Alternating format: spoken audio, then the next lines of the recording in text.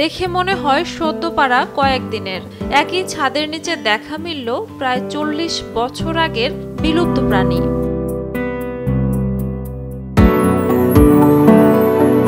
শুকনা গাছের ডালে বসে আছে টিয়া, ময়না এবং প্যাঁচার মতো আরো সব পাখি। আছে বিশাল আকারের একটি মায়া হরিণের চামড়া। এমন বড় চামড়া এখন আর চোখে দেখা যায় না। আমাদের এখানে আরো উল্লেখযোগ্য যেগুলো আছে, যেমন মায়া হরিণের শিং আছে, মায়া হরিণের চামড়া আছে, তারপরে বিভিন্ন প্রজাতির সাপের নমুনা আছে, তারপরে গোকরা সাপ, তারপরে আপনার আমাদের বিভিন্ন কাসিম, সামুদ্রিক কাসিম যেগুলো রেয়ার, আর বিভিন্ন পাখির আপনার বাসাও সংরক্ষণ করার চেষ্টা করেছি এখানে। দৃষ্টি ফেরালে দেখা যায় চেনা জানা কচ্ছপ পানির মধ্যে ভাসছে, অথচ প্রাণীগুলো মারা গেছে অনেক বছর আগে। মৃত এই প্রাণীগুলোকে জীবিত করে রাখা হচ্ছে চট্টগ্রামের মুরাদপুর এলাকা বন ও গবেষণা ইনস্টিটিউটের জাদুঘর শাখায়।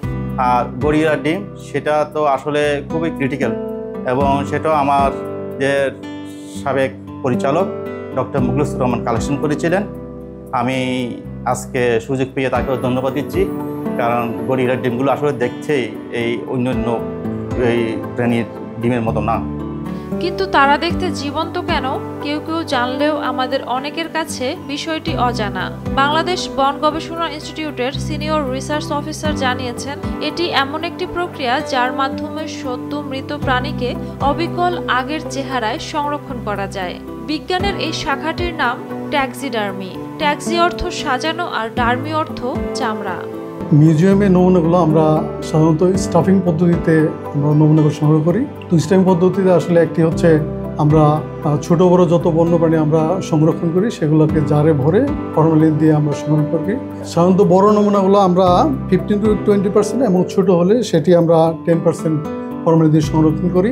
আর আরেকটি পদ্ধতি হলো ট্যাক্সিডার্মি। তো ট্যাক্সিডার্মি পদ্ধতি হলো মৃত প্রাণীর দেহকে সংরক্ষণের একটি প্রক্রিয়া, যা মূলত জীবন্ত প্রাণীর মতো দেখতে এবং যার অভাব তৈরি করা যায়। এই চামড়া সাজানোর কাজটি করা হয়ে থাকে স্টাফিং পদ্ধতিতে। আমাদের দেশে ট্যাক্সিডার্মি বেশ কয়েক বছর ধরে হয়ে আসছে। এখানে 120টি মৃত বন্যপ্রাণী সংরক্ষণ করা হয়েছে। মিউজিয়াম বড় হলে বেশি প্রাণী সংরক্ষণ করতে পারবে বলে জানান এই কর্মকর্তা। বাংলাদেশ বন গবেষণা ইনস্টিটিউট 1955 সালে প্রতিষ্ঠিত হয়। তো প্রতিষ্ঠা হওয়াকালীন সময় থেকেই আমরা এই পুরনো বিল্ডিংয়ে আমাদের কার্যক্রম পরিচালনা করছি। তো আমাদের যদি পরবর্তীতে একটি বড় বিল্ডিং বা একটি অবকাঠামোগত উন্নয়ন করা যায়, তাহলে হয়তো আমরা এই বন্যপ্রাণী মিউজিয়ামটা আরও বড় পরিসরে আমরা স্থানান্তর করতে পারবো। তা আমরা